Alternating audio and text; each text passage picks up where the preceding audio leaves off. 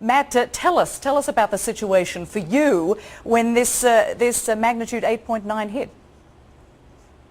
Well, it was absolutely unlike anything I've ever experienced before. I've been living here for 8 years now, and this was quite simply the biggest, longest-lasting earthquake I've ever experienced here. And that's it, because Kyung La, our reporter there, was saying that she thought it was 4 to 5 minutes. Was that your sense as well? Oh, yes, the ground was rolling for an extended period of time. I wasn't exactly sure what to do or where to go. I'd never been prepared for anything like this. My wife and I stood outside and basically held on to the outside of our house. You couldn't even stand up. I mean, literally at the peak of these waves that were washing over the ground, you literally could not stay on your feet. You had to kind of crouch down in a ball or put your back against something so you didn't fall. And that's exactly what we did for the length of the duration of it, which I would say was about probably a minute to 2 minutes. It felt like a lot longer than that, let me tell you. Indeed. And are you saying that you live there, or that you're actually traveling there? I actually live here. I've lived here for the last 8 years, and I live on the west side of the city in a little section of Tokyo called Kichijoji. And yes, there are earthquakes from time to time, but we have never, ever felt anything on the magnitude, the literal magnitude of what we experience today. And that's exactly the story we hear. Now, Matt, as we are talking, we are looking at this extraordinary wave, another tsunami wave, moving toward the Japanese coast. This is the moment Japan's nuclear disaster began. A giant tsunami wave crashes into the Fukushima Daiichi power plant, seriously damaging the building's reactors. On Sunday, radioactive water will be discharged into the sea. Meanwhile, workers are investigating a possible leak from reactor number 3. And while Japan seeks to prevent future disasters, international concern is growing over the handling of the current nuclear crisis.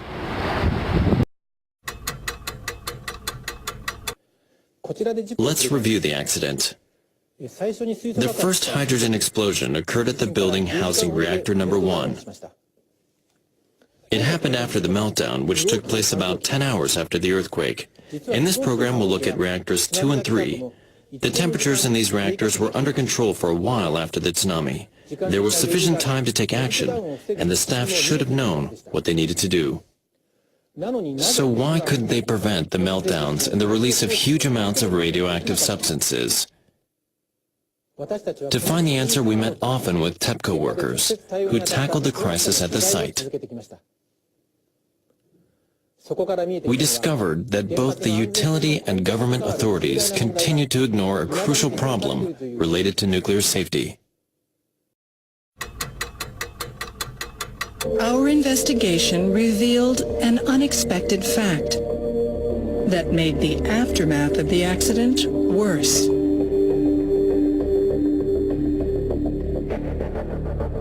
It turns out a safety mechanism might have had the tendency to become harder to operate as the crisis worsened. Furthermore, not just the tsunami, but also the earthquake may have had a critical impact, though TEPCO has denied it. Given the scale of the earthquake, it's possible some devices were not sufficiently quake-proof. We cannot deny the possibility that they suffered damage and caused leaks. As you've seen, pipes that were not built to withstand severe quakes might have cracked, leading to the breakdown of key safety equipment. The Diet Investigation Commission has pointed out that the earthquake may have played a role. In addition to the malfunctioning SR valves we showed earlier, problems related to the most basic issues of nuclear safety remain unexamined. Next, we look at reactor number 3, which faced a crisis before reactor number 2. Operators failed to prevent a meltdown here, too, even though time was on their side. In the background was an issue that went beyond the grounds of the plant.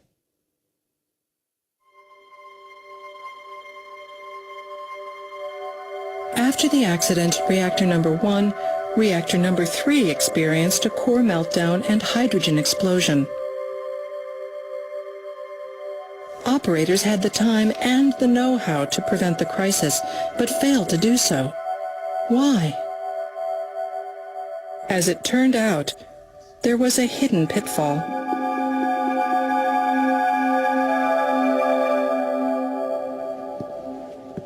This was reactor number 3's main control room 32 hours before the hydrogen explosion.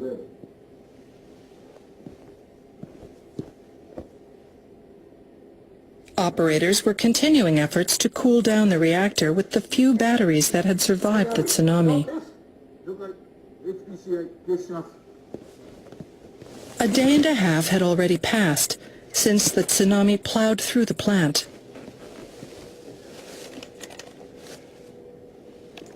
It was just a matter of time before they would run out of batteries.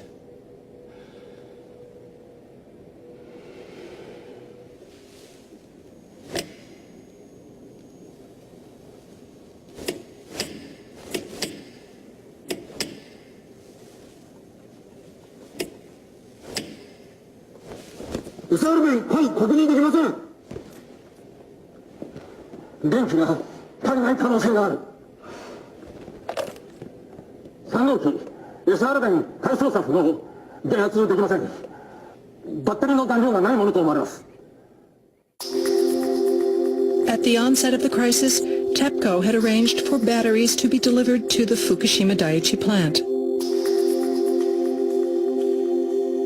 The self-defense forces delivered 2-volt batteries, which are often used at power plants.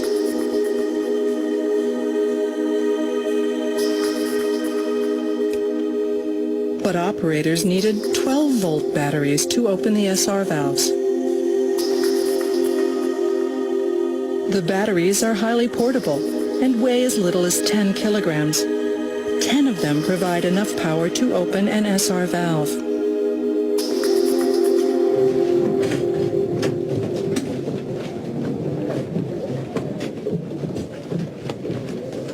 At the quake-proof building, workers were procuring emergency supplies.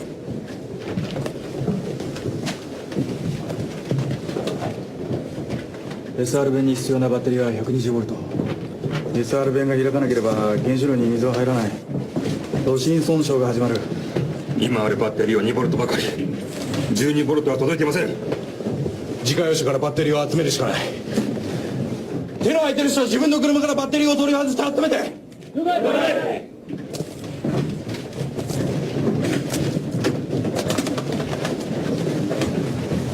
こちらは免震重要棟。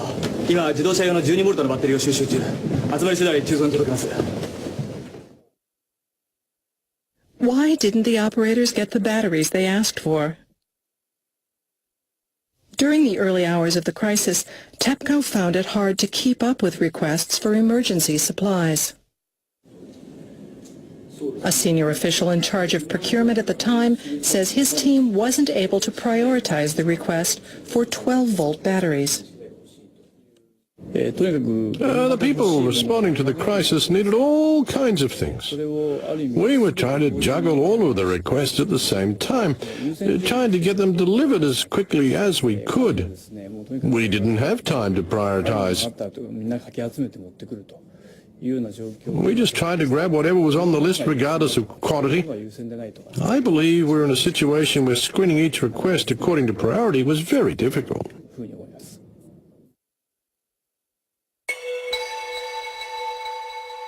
As a result, the distribution station received nothing but 2-volt batteries during the crisis. Most of them remained on the shelf. The chaotic approach to providing essential materials deepened the disaster. At Fukushima Daiichi, workers were still without the batteries they needed to prevent a meltdown. Rising radiation levels compounded the problem.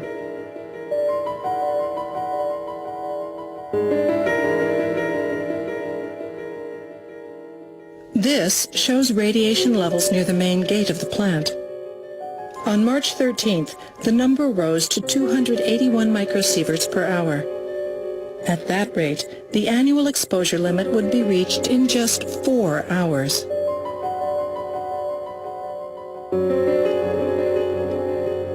Without the batteries they desperately needed, The operators were driven into a corner.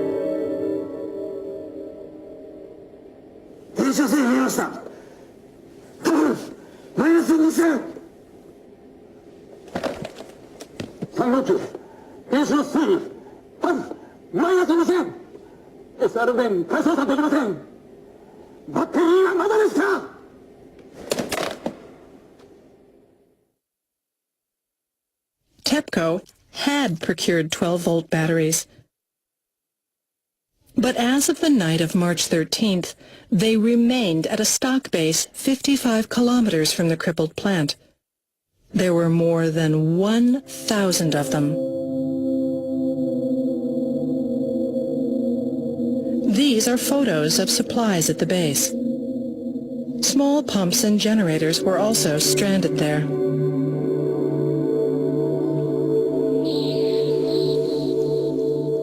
No mechanism existed to transport goods to the contaminated plant.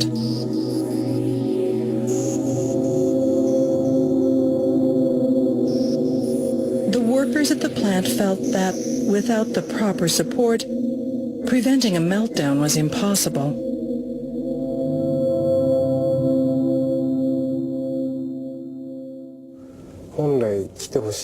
Things that we needed the most didn't come at all. Really? What would you expect us to do under such circumstances? I know I shouldn't speak like this, but that's how we felt. People may say the explosion could have been avoided if we'd had this or that. Well, I'm afraid there's no end to such hypothetical arguments.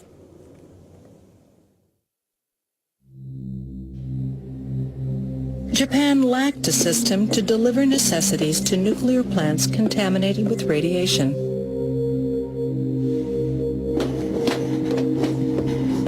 Eventually, workers at reactor number 3 had to resort to using batteries from their own cars.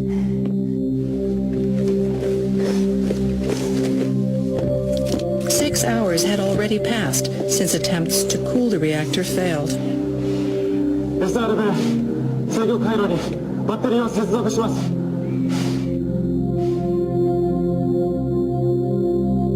But our simulation showed the nuclear fuel had already been damaged, releasing hydrogen into the reactor building.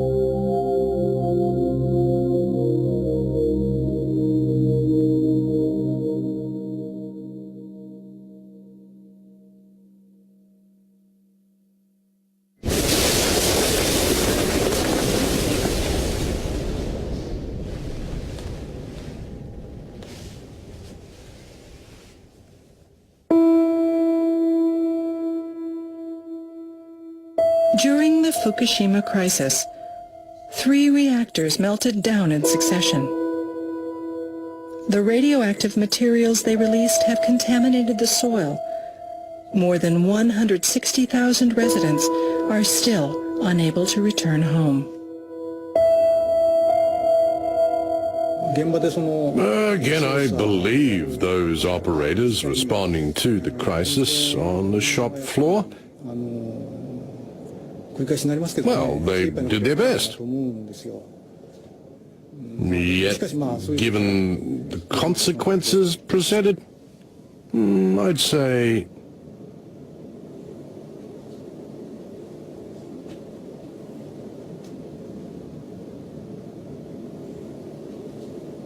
we failed to meet the challenge.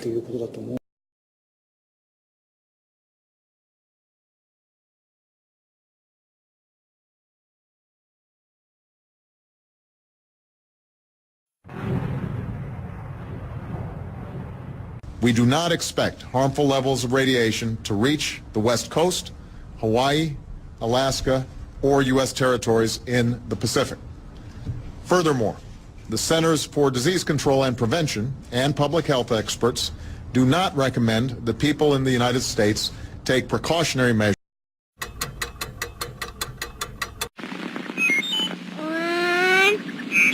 2, 3, 4, 5, 7,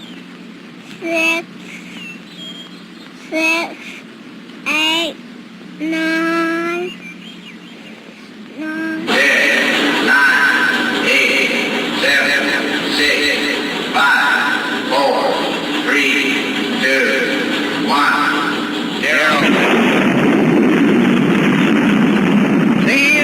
the stakes to make a world in which all of God's children can live, or to go into the dark. Well, you have been exposing the fact that we have been nuclear guinea pigs since 1945. That's right. And I would like to start with the current status of the Fukushima plant 2 years into the accident. It's not good for us, that's for sure. At first, when that happened on March 11th, 2011, it was a disaster that the world has never imagined was even possible. And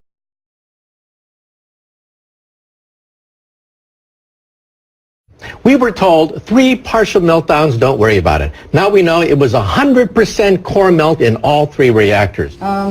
Japan is by orders of magnitude many times worse than Chernobyl.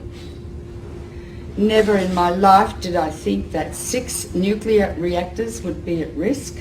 Well, TEPCO is like the little Dutch boy. All of a sudden we have cracks in the dike. You put a finger here, you put a finger there, and all of a sudden new leaks start to occur, and they're overwhelmed. Literally making it up as they go along. We're in totally uncharted territories. You get any nuclear engineering book, look at the last chapter, and this scenario is not contained in the last chapter of any nuclear engineering textbook on the planet Earth. So they're making it up as they go along, and we are the guinea pigs for this science experiment that's taking place. All radiation is damaging. It's cumulative. Each dose you get adds to your risk of getting cancer.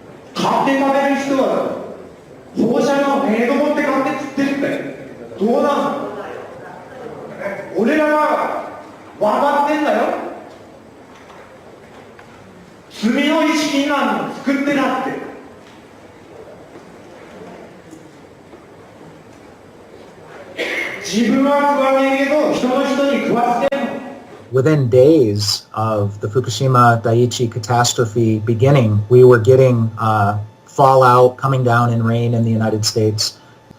And also, of course, the seafood. Not only does the ocean's currents bring the radioactivity this way, but also the sea life itself, the bluefin tuna, migrated from Japan to North America and carried the radioactive cesium in its flesh over here.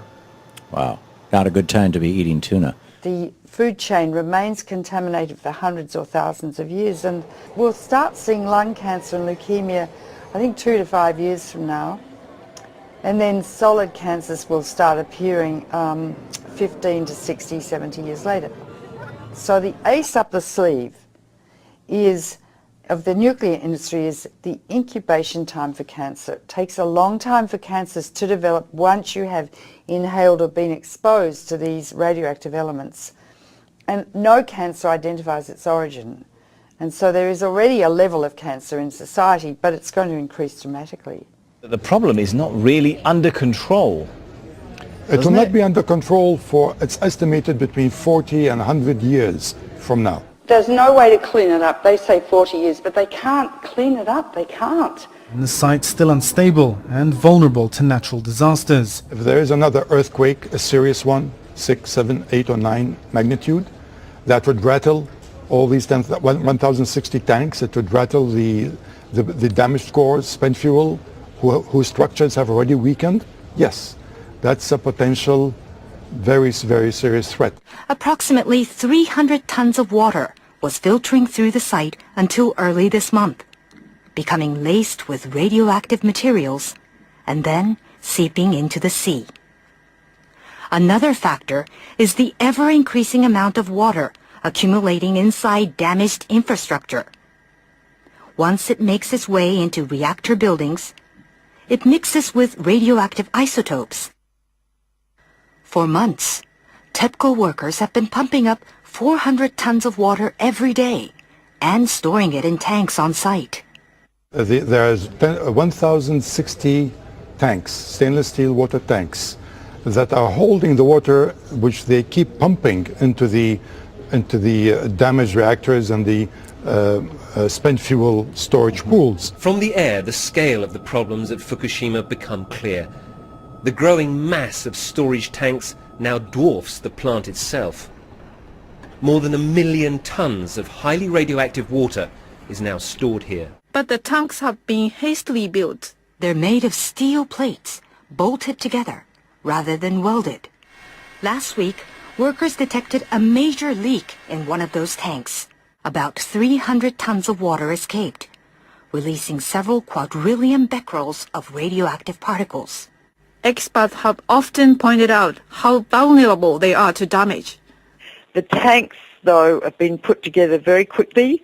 There's no guarantee they'll last. Their seals are made of rubber, and the joints and bolts are corroding, and they may last not more than 5 years. So the tank farm has grown dramatically, and it's on the hill. Of course, the problem is, because it's on the hill, the water flows down, and if there's an earthquake, all of these pipes are held together with plastic piping, not much different than what you've got on a swimming pool. So the plastic pipe will snap, and that water will just run right down that roadway directly into the ocean. So the radiation has been leaking into the water and polluting the fish continuously for the last 2 years.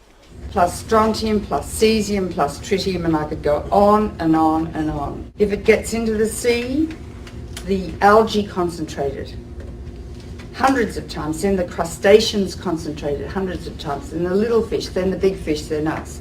Because we stand on the apex of the food chain. You can't taste these radioactive elements, you can't see them, and you can't smell them. They're silent. This graphic shows the gradual contamination of the Pacific Ocean due to leaks of radioactive water from the crippled Fukushima nuclear plant in Japan. The simulation, which was run by a German Marine Research Institute, shows the entire Pacific waters being polluted by radioactive water in just 6 years. The fuel core of Unit 4 at the Fukushima Daiichi nuclear plant. More than 1,500 fuel rods sit in a damaged storage pool 30 meters above ground. Yeah, the amount of radioactivity in the rods themselves is about 14,000 times that of the Hiroshima bomb. We are dealing with diabolical energy. E equals mc squared. It's the energy that blows up nuclear bombs. Einstein said, nuclear power is a hell of a way to boil water. They need to remove those fuel rods from the pool because if there's another earthquake, Building 4 would go down probably, and all those fuel rods would be exposed to the air and they would burn, and they would release 10 times more radiation or cesium than was released at Chernobyl, huge amounts, and pollute much of Japan and the Northern Hemisphere. So we're in a nuclear crisis at the moment. If there's another earthquake and Building 4 collapses, which contains the cooling pool with fresh fuel, I'm going to evacuate my family from Boston. So they've put a crane on top of that building, which is shaky anyway, and they're going to lift the fuel assemblies out one by one with the crane, and it will be done manually. Normally, those rods are removed by computer control with millimetres to spare. It's a very delicate operation. The fuel rods must be kept submerged and must not touch each other or break. Nuclear experts warn any mishaps could cause an explosion many times worse than that one here in March 2011. Because if several rods touch each other, you could reach criticality and the whole fuel pool could go critical. Or if the rods break as they're being lifted out, large amounts of radiation would escape from the rods and the area would have to be evacuated, meaning that if the area is evacuated, the continuous operation of cooling 5 spent fuel pools and 3 melted cores would stop. Need I go on?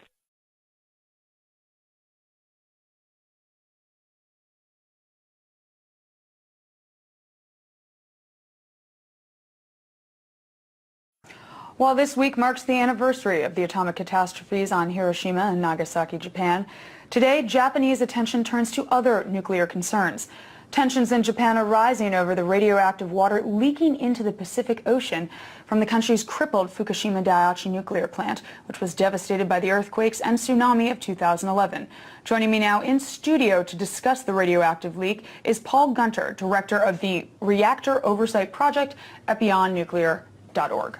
Thank you for being here, Paul. We really Thank you appreciate very your much. presence. Now, I'm going to start off by asking you, can you tell us how long the contaminated water has been, how long the contamination has been leaking into the water? Very likely since the explosions and the meltdown at Fukushima Daiichi in March of 2011. Wow, that is quite a long time. Now, how much and what sort of radiation is leaking into the Pacific? I know there's all different types, so if you can explain that in a little detail. Well, clearly what we've seen now is the movement of radioactive hydrogen, tritium, which is a mobile radioactive isotope, but clearly radioactive cesium, 134, 137, strontium-90. We're seeing a full range of radioactive contaminants now moving, which indicate that the damaged cores of these reactors, the meltdowns themselves, are now contributing to the contamination of the Pacific Ocean and groundwater that's moving at about a rate of 300 to 400 metric tons per day. So, but these numbers are really only approximations and will vary, but clearly a lot of radioactivity is moving through groundwater into the ocean. Now, why is the plant continuing to leak? You'd think they would have, or maybe they already have, taken steps to contaminate some of this leakage. Well, they have, TEPCO, Tokyo Electric Power Company, put up a temporary wall between the reactor wreckage and the ocean, but this has really acted nothing more than just like a dam, so that the water is building up behind the dam, and now it's breached the dam, it's spilling over, and the radioactive contamination is moving into the Pacific. But right now we're seeing the Japanese government is in chaos. The fact that the revelation of this extensive contamination is coming now more than 2 years after the accident occurred indicates that it's completely out of control. And the command and control is in chaos in Japan right now. And really the big question is, why aren't they calling international aid to address the radioactive contamination of the Pacific Ocean? Why do you suspect they aren't calling international aid? The problems are, I think, clearly that there's no transparency, and the government and the industry, as documented by the Japanese Diet, their Congress, is that there's been a collusion all along. And so what we're seeing is a veil being drawn over the accident to promote an agenda for the restart of these reactors in Japan, and to try to contain the bad news rather than the radiation. That's very concerning, because the radiation is much worse than just the news itself. Now, what can be done beyond these dams that you mentioned before in terms of contaminating the leakage? Well, in order to contain the leaks, we have to isolate the radioactive waste. But indications are right now that the reactor structures themselves have been breached. It's very likely that some of the radioactive material, the melted cores, have moved into the earth, and it's beyond containment right now. I think that's the tragedy that we see unfolding as Fukushima's radioactive water crisis is only beginning. That's very concerning. How far has this radiation spread, and how fast is it going while it spreads? Again, some of the radioactive isotopes are more mobile than others. The radioactive tritium, the hydrogen, it moves anywhere water goes because it is radioactive hydrogen and makes up a component of water. So the spread of the contamination is only going to be as effectively monitored as the technology is out there. And frankly, we don't know the full extent. Nobody really knows the full extent of the contamination at this point as it moves through not only groundwater but also through the atmosphere and into ocean currents. So we're in a very grave situation right now, as the Japanese government has declared this is a new radiation emergency coming out of a worsening situation at Fukushima Daiichi. Now, what does this mean for the people of Japan and around the world? I think that certainly the concern right now is that the people of Japan want more transparency into what their government is or is not doing about this uncontrolled radioactive catastrophe. The meetings that are going on right now between industry and government are behind closed doors. So the Japanese people are asking for more transparency to get a better understanding of just how out of control this whole situation is. And that's going to be true for New Zealand, for Taiwan, for Korea, for China, for all the immediate Pacific nations, but ultimately it raises concerns for radioactive contamination in the ocean currents in the Pacific. Fears are rising in the U.S. that the popular bluefin tuna caught off the west coast contains radiation. Eastern Japan is to blame, but some claim these radioactive findings may only be the tip of the iceberg. RT's Medina Kochneva reports. This summer, Californian fishermen are ready to inspect their catch closer than ever before. The word radiation creates fear in people. The reason for such concern lies in the latest discovery by scientists that bluefin tuna caught off the Californian coast contain radioactive isotopes brought over from the waters of Japan. The news that migratory fish may now be bringing that radioactivity across the Pacific has sparked a media frenzy in the U.S. This is the first time such a large migrating fish has been shown to carry radioactivity so far. This next item made a lot of U.S. consumers sit up and take notice. They've actually found low levels of radiation in seafood off the coast of California. That raises a lot of alarm bells. But there are fears that radiation in bluefin tuna is only the first sign of much worse disaster to come for the West Coast. Radiation is coming across the Pacific in the ocean currents, contaminating all of the sea life. It's been completely hidden. It's a covert. Radiation experts believe the real scale of the nuclear disaster will not be known for many decades, as the radiation released during the meltdown is accumulating in the global environment. Later this summer, scientists will repeat their study on migratory fish, but this time on a far greater scale than before and taking in a number of different species. Experts say this will provide a real test of just how much radiation has been flowing across from Japanese waters to American shores. Medina Kochneva, RT, reporting from Los Angeles, California.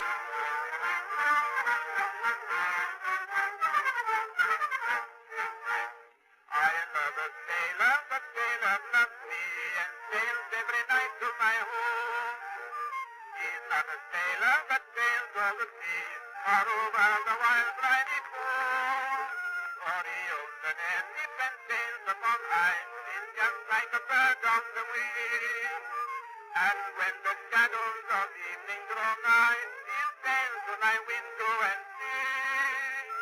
Come take a trip in my airship, come take a sail among the stars. Come have a ride around Venus, come have a spin around Mars. No one to watch while we're eating, no one to see while we school. Come take a trip in my airship and we'll visit the man in the moon. Will the audience please join me in whistling the chorus?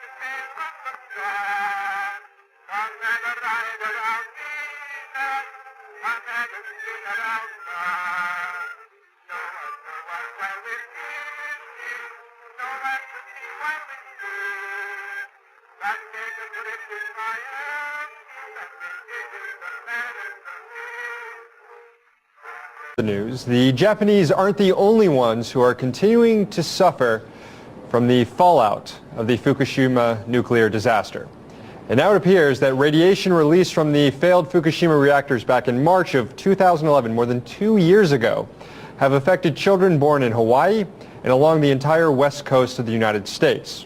According to the Radiation and Public Health Project, children born in Alaska, California, Hawaii, Washington State, and Oregon between 1 week and 16 weeks after the nuclear meltdown were 28% more likely to suffer from congenital hypothyroidism than were kids born in those states during the same time a year earlier in 2010. Basically what happened is large quantities of radioactive iodine-131 were blown out of the Fukushima reactors and then traveled across the Pacific Ocean before falling on Hawaii, the West Coast, and other Pacific nations in the form of rain and snow that reached radiation levels hundreds of times greater than those considered safe. And research suggests that the fallout from Fukushima will only get worse. So just how bad will the effects of the nuclear fallout get? And what's the latest coming out of Fukushima today? Joining us now is Kevin Camps, nuclear waste watchdog with Beyond Nuclear. Kevin, welcome back to the show. Thank you for having me. So Kevin, are you surprised by some of this new information? I mean, were we expecting these sort of fallout effects on the West Coast? Well, we knew in the first days and weeks and months after the Fukushima catastrophe began that we were receiving fallout, radioactive fallout and precipitation. I remember one day in April of 2011 when it was reported by the U.S. federal government that Boise, Idaho had had rainfall that measured 242 times the Safe Drinking Water Act limits for radioactive iodine-131. So we knew that we were getting fallout. In places like Kalamazoo, Michigan, where I'm sitting right now, they got elevated fallout of different isotopes, including cesium. So these are reported by the federal government agencies of the United States. If Kalamazoo, Michigan has it, then the entire world almost has to have it. I mean, Kalamazoo is on the other side of the world. Am I well, right? certainly in terms of atmospheric fallout, the prevailing winds carried it throughout the northern hemisphere. And then with the ocean discharges from Fukushima, which are unprecedented, the currents took those all over the place, including the southern hemisphere. So the health impacts should not be a surprise. They're tragic. And we've known since the 1950s, actually the U.S. nuclear establishment in its secrecy knew since the 1950s that radioactive iodine will cause thyroid pathology downwind. They were doing secret experiments at the Hanford Nuclear Reservation in the 1950s. We found out about it in the 1990s under President Clinton when it was finally revealed. And if anybody had any doubts, the Chernobyl catastrophe that began in 1986 had an eruption of thyroid pathology in Ukraine, Belarus, and Russia. By comparison, Poland, as soon as it found out about the Chernobyl catastrophe, some days into it because of the cover-up by the Soviets, immediately distributed potassium iodide pills to its population. They do not have a thyroid epidemic in Poland. So given you said that there's a long history of knowing the effects of what happens when these sort of nuclear disasters occur, and you said we have these tests, we knew this was coming. How has our government handled this knowledge and prepared for it? Deafening silence.